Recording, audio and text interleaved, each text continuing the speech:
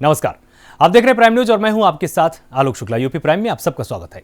जेवर एयरपोर्ट को लेकर सीएम योगी ने अधिकारियों के साथ बैठक की है। इस दौरान सीएम योगी ने कहा कि जेवर एयरपोर्ट 30 सालों से लंबित था, लेकिन अब तय समय से एयरपोर्ट का काम चल रहा है। नोएडा इंटरनेशनल एयरपोर्ट जेवर के संबंध में कोविड-19 के बावजूद जो प्रोग्रेस है यह काफ़ी संतोषजनक है और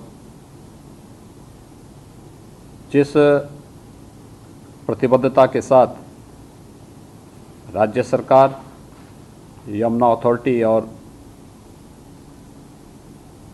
इससे संबंधित सभी पक्षों ने अपने इस कार्यक्रम को आगे बढ़ाया है, वह प्रदेश के अंदर एक नई कार्य संस्कृति को प्रदर्शित करता है। ये मामला पिछले 30 वर्षों से लंबित था। लोग निर्णय नहीं कर पा रहे थे कि एयरपोर्ट बनना कहाँ पे है। मार्च 2017 में प्रदेश के अंदर हमारी सरकार आई और हम लोगों ने उसी समय तय कर लिया था। हमारा निर्णय उस समय भी सही था और मैं आज भी इस बात को कहता हूं कि हमने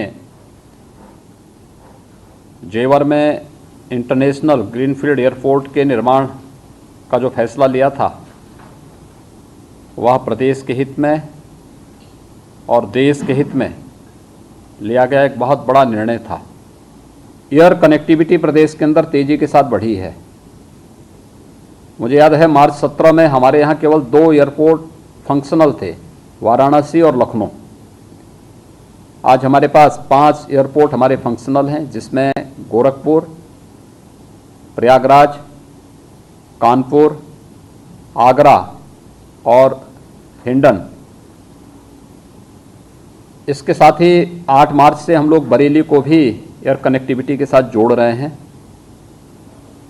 और प्रदेश के अंदर वर्तमान में हमारा पहले से ही वाराणसी और लखनऊ दोनों एयरपोर्ट इंटरनेशनल फ्लाइट की सुविधा यहाँ पर हमारे पास है। कुशीनगर में भी हमारा एक इंटरनेशनल एयरपोर्ट बन रहा है। मेट्रो की सुविधा भी प्रदेश के अंदर 2017 में एक भी शहर मेट्रो से नहीं जुड़ा था।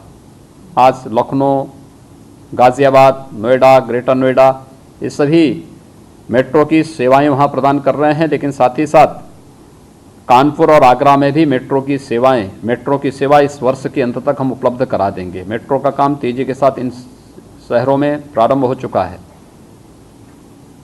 स्वाभाविक रूप से ये सभी पहल समयबद्ध ढंग से जब हम आगे बढ़े हैं तब इसके परिणाम भी सामने आए हैं और ये प्रदेश की अर्थव्यवस्था को एक नया आयाम भी प्रदान करेगा। रामपुर की जिला कारागार में फांसी की सजा याफ्ता शबनम इन दिनों काफी चर्चाओं में है। अब शबनम की कहानी में एक और नया मोड़ आया है। शबनम एक महिला बंदी के साथ फोटो वायरल हुआ है, जिसको में बताया गया है कि रामपुर जिला कारागार में यह खींचा गया है। मामले की जब जांच की गई तो बात सही पाई गई, जिसमें एक महिला बंदी रक्षक और एक पुरुष बंदी रक्षक को निलंबित कर दिया गया है और विभागीय कार्रवाई भी की जा रही है। वहीं इस मामले पर जेल अधीक्षक पीडी सलोनी ने बताया कि जिला कारागार रामपुर में शबनम और एक महिला बंदी की फोटो मीडिया के माध्यम से वायरल हुई है। इस मामले की जांच की गई तो इसमें एक महिला बंदी रक्षक, एक पुरुष बंदी रक्षक, इनके द्वारा इनकी फोटो खींची गई है। इनके खिलाफ मंडल कारागार मुरादाबाद को रिपोर्ट भेजी गई है, वहां से निलंबन आदेश प्राप्त हो गया है। दोनों महिला बंदी जिनकी फोटो वायरल हुई थी उनके खिलाफ भी जिलाधिकारी द्वारा उन दोनों महिला बंदियों को यहां से जिला बरेली कारागार शिफ्ट किया गया है।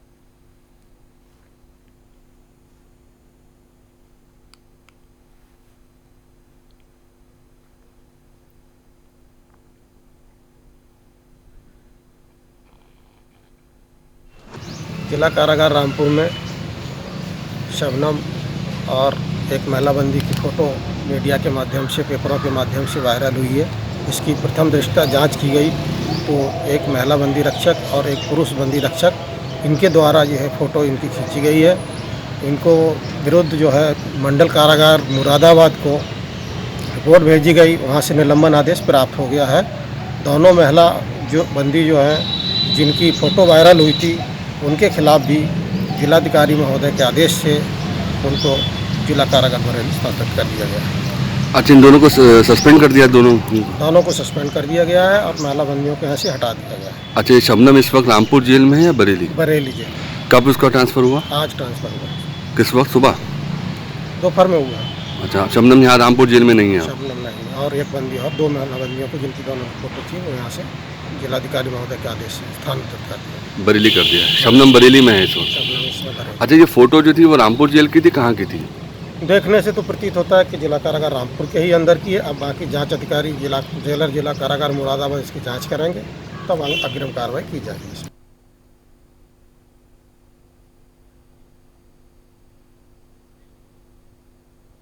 वहीं यूपी में बेरोजगारी के मुद्दे को लेकर कांग्रेस ने तमाम तरह के सवाल उठाए। मुद्दे पर कांग्रेस के प्रदेश अध्यक्ष अजय कुमार लल्लू ने प्रदेश सरकार पर निशाना साधा।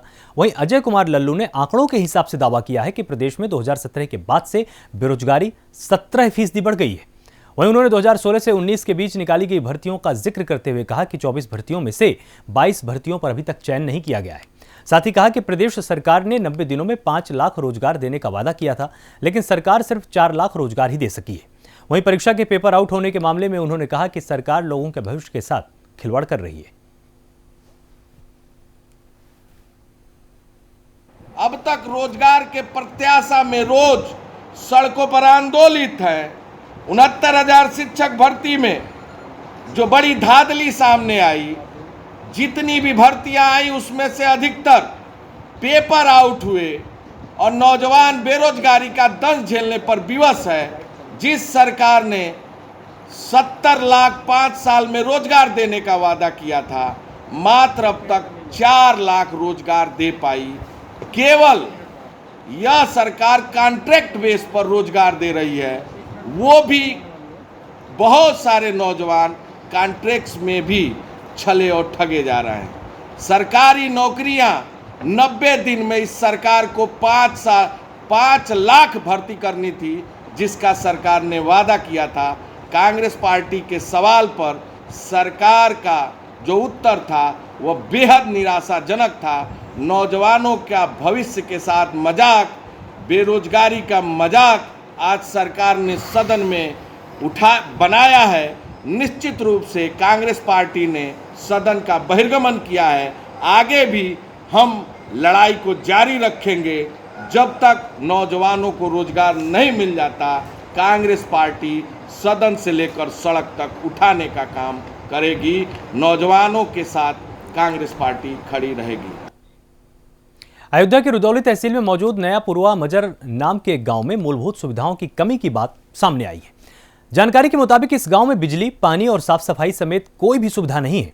जानकारी के मुताबिक गांव में तकरीबन 70 परिवार रहते हैं जो अभी भी अंधेरे में जीने के लिए मजबूर हैं। वहीं लोगों का कहना है कि सुविधाओं को लेकर कई बार शिकायत की गई, लेकिन अधिकारी किसी तरह का काम करते हुए नजर नहीं आते हैं।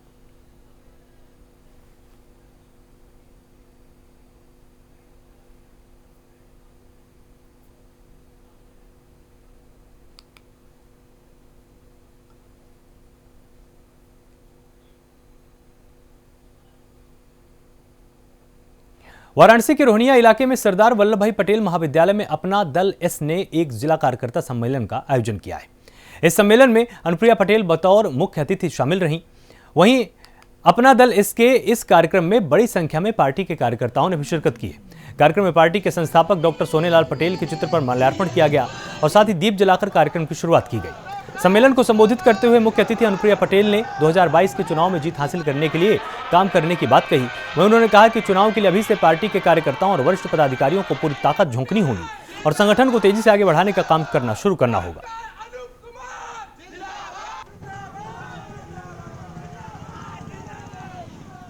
न्यायाधीशों की संख्या बढ़ाने की दृष्टि से न्यायाधीशों के पदों पर जो गिनतियां करी जाए, तभी संभव होगा जब भारतीय न्यायिक सेवा का ऑल इंडिया जुडिशियल सर्विसेज का गठन होगा।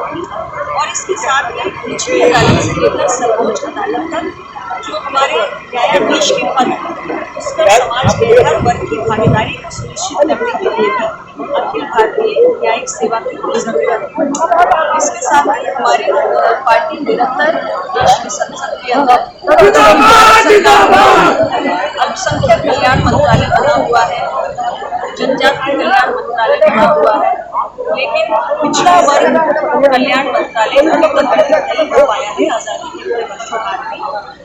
इसलिए हमारी पार्टी निरंतर ये मांग कर रही है भारत सरकार के अंदर पिछड़ा वर्ग कल्याण मंत्रालय का गठन किया जाए। ये इसलिए जरूरी है क्योंकि अभी पिछड़ा वर्ग सिर्फ हमारे सामाजिक न्याय और अधिकारिता मंत्रालय के तहत एक विषय, जिस तरीके से हमारा सामाजिक न्याय और अधिकारिता मंत्रालय बहुत सारे विषयों को देखता है, दिव्यांगों के विषय, ट्रांसजेंडर्स के विषयों को देखता है। यूपी के ADG law and order Prashant Kumar ने भारत में अवैध तरीके से रह रहे 2 रोहिंग्या युवकों को गिरफ्तार करने का दावा किया है। इस बात का खुलासा ADG law and order Prashant Kumar ने प्रेस कॉन्फ्रेंस करके किया। वहीं उन्होंने बताया कि म्यांमार के एक गिरोह फर्जी दस्तावेजों की मदद से रोहिंग्या लोगों को बांग्लादेश से भारत लाने का काम करता है। इस मामले में पुलिस ने हसन अहमद और शाहिद नाम के 2 लोगों को गिरफ्तार किया है। पुलिस मामले में जांच पड़ताल आगे कर रही है और गिरफ्तार आरोपियों से पूछताछ लगातार जारी है। एडीजी का कहना है कि इन लोगों से पूछताछ के बाद इनके और भी साथियों की तलाश होगी। से रह रहे रोहिंग्या 2 रोहिंग्या व्यक्तियों के गिरफ्तारी के संबंध में बुलाई गई है। कुछ थोड़ा विलंब हो गया, इसके लिए क्षमा प्रार्थी हूँ।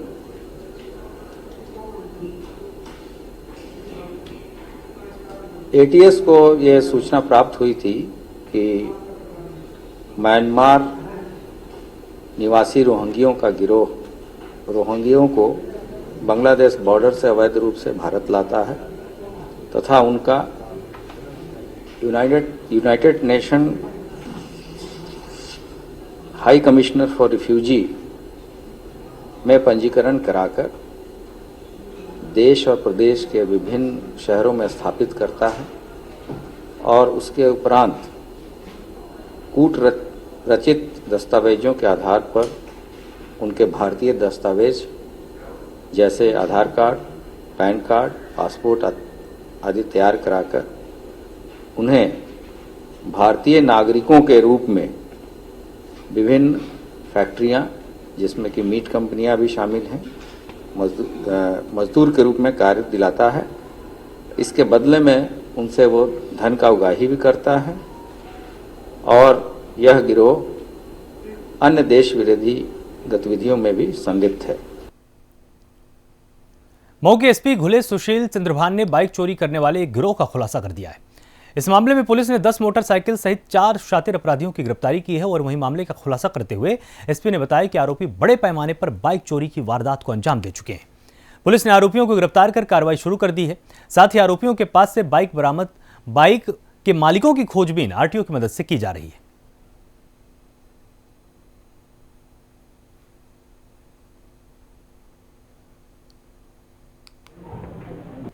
जो अपराध और अपराधियों के खिलाफ लगातार हमारा अभियान चल रहा है, उसमें आज एसओजी टीम, थाना मधुबन की टीम और थाना घोसी की टीम इनके द्वारा सफलता प्राप्त की है और इसमें इनके द्वारा 4 शातिर अपराधियों को पकड़ा है जो कि वाहन चोरी का अपराध करते थे और इनसे 10 मोटरसाइकिलें बरामद हुई है।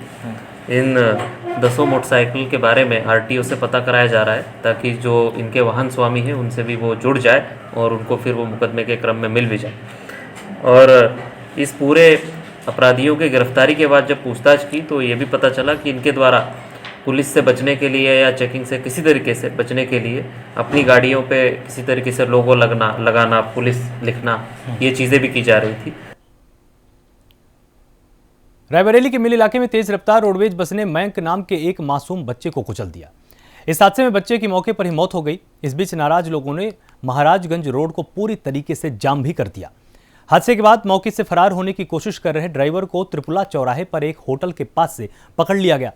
मामले की संवेदनशीलता को देखते हुए सदर इलाके के एसडीएम अंशिका दीक्षित मौके पर पहुंची और लोगों को किसी तरह से समझा बुझाकर जाम खुलवाया है। वहीं पकड़े गए रोडवेज बस के ड्राइवर के खिलाफ पुलिस कार्रवाई कर रही है।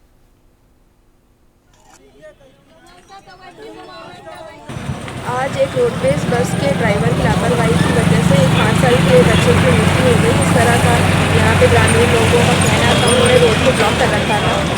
हम लोगों ने बॉडी को हॉस्पिटल में पीएम के लिए भेजा हुआ है और इसकी रिपोर्ट आने के बाद उस पर इन्वेस्टिगेशन करके पुलिस की तरफ से कार्रवाई की जाएगी। हमारे सीओ साहब और हमारी पूरी पुलिस फोर्स भी यहाँ मौके पर मौजूद है और इनके द्वारा यह भी मांग की जा रही थी कि उनके परिवार को शासकीय सहायता भी उपलब्ध कराई जाए। जो भी उनका इसमें पॉसिबल है वो कार्रवाई हमारी तरफ से तत्काल करी जाएगी। एक्सीडेंट हो गया, सरकारी रोडवेज बस है, उससे एक्सीडेंट हो गया। लड़का पार कर रहा था साइड से, एक्सीडेंट हो गया। कितने साल का लड़का था? लड़का लगभग 5 वर्ष का था। 5 साल का? 5 से 6 वर्ष का था। नहीं 3 से 4 साल।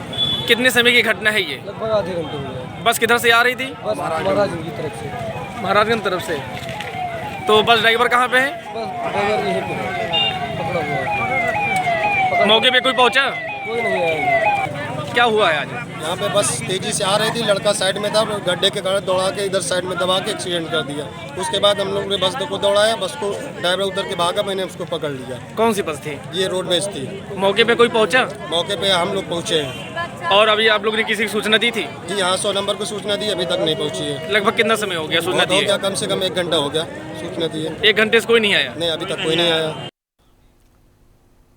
कोरोना वैक्सीन को लेकर यूपी में आज 60 साल के हो चुके बुजुर्ग और 45 साल तक के गंभीर बीमार के लोगों को कोरोना का टीका लगाया जा रहा है। इसके लिए लखनऊ में 1 प्राइवेट और 3 सरकारी अस्पतालों को वैक्सीनेशन सेंटर के रूप में बनाया गया। हर बूथ पर वैक्सीन के लिए 100 लोगों का लक्ष्य रखा गया है और इस बीच वैक्सीनेशन को लेकर सीएम योगी आदित्यनाथ ने खुद जमीनी स्तर पर जायजा लिया है। सीएम योगी खुद लखनऊ के श्यामा प्रसाद मुखर्जी अस्पताल पहुंचे, जहां उन्होंने वैक्सीनेशन सेंटर का जायजा लिया और साथ ही निर्देश भी दिए हैं। सीएम योगी के साथ उत्तर प्रदेश के स्वास्थ्य मंत्री जयप्रताप सिंह, प्रमुख सचिव स्वास्थ्य, डीजी हेल्थ और स्वास्थ्य विभाग के तमाम आला अधिकारी मौजूद रहे।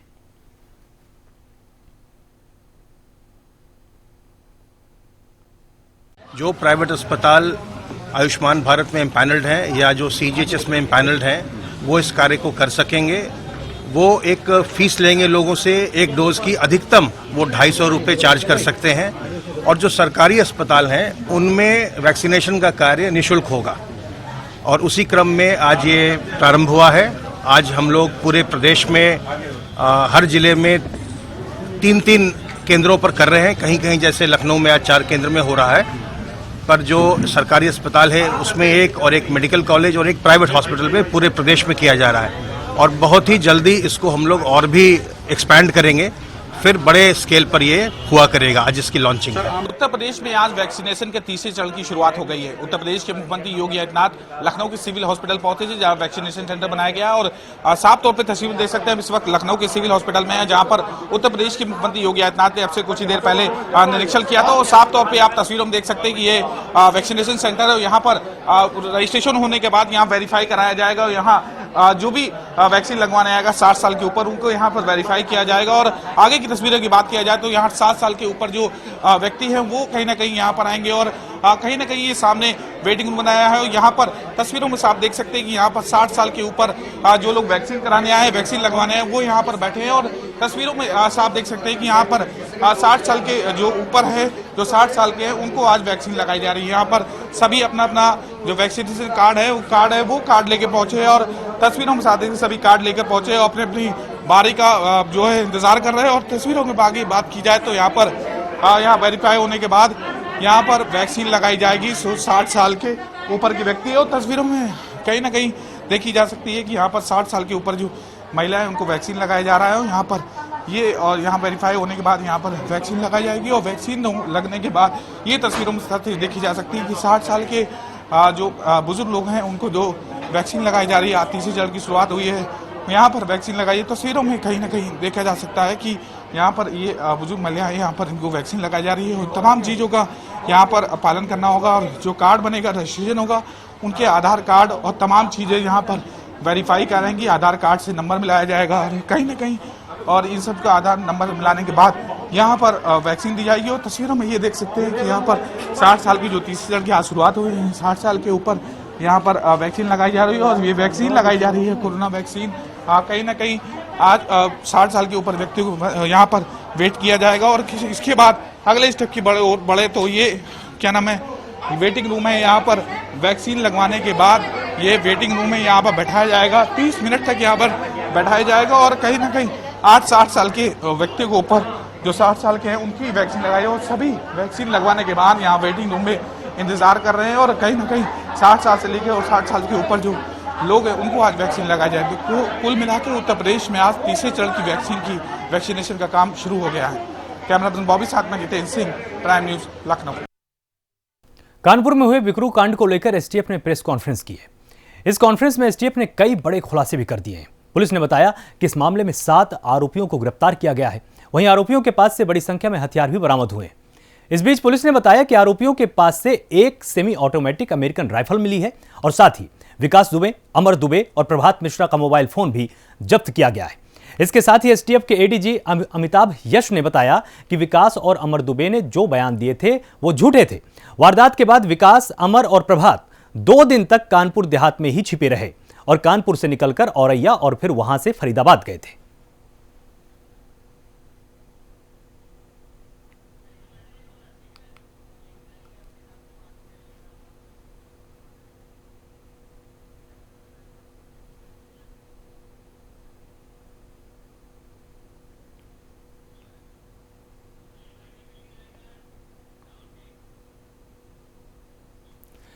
अलीगढ़ महोत्सव की कृष्णांजलि में सांस्कृतिक कार्यक्रम का आयोजन किया गया। कार्यक्रम में जानी मानी सिंगर निशी सिंह ने शिरकत की। इस दौरान उन्होंने कार्यक्रम की शुरुआत में गणेश वंदना से शुरुआत की है। उसके बाद सूफी गानों से लोगों का मन मोह लिया। सिंगर निशी सिंह ने कहा कि अलीगढ़ में पहली बार आई हूं, यहां आकर बहुत अच्छा लगा है। साथ ही उन्होंने दर्शकों से यह भी कहा कि कोरोना से सावधानी बरतनी बहुत जरूरी है।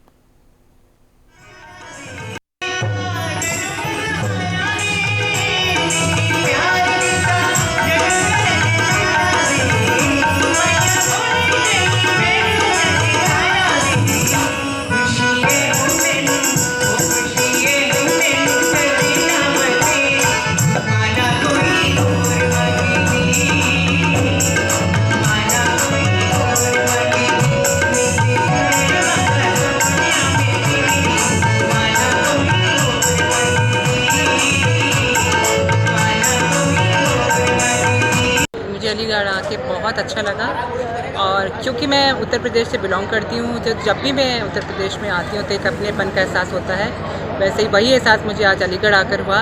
वैसे तो मैं देश भर में विभिन्न मंचों पर अपनी प्रस्तुति दे चुकी हूँ, लेकिन अलीगढ़ आने का ये मेरा पहला मौका था और मुझे बहुत खुशी हुई। मुझे बहुत अच्छा लग रहा है और मैं सभी दर्शकों से ये कहूँगी कि अपना ख्याल रखें, स्वस्थ रहें और कोरोना वैक्सीन अब आ चुका है तो सभी लोगों से मेरी अपील है कि वो वैक्सीनेशन करवाएं अपना और अपना कोरोना से बचाव रखें।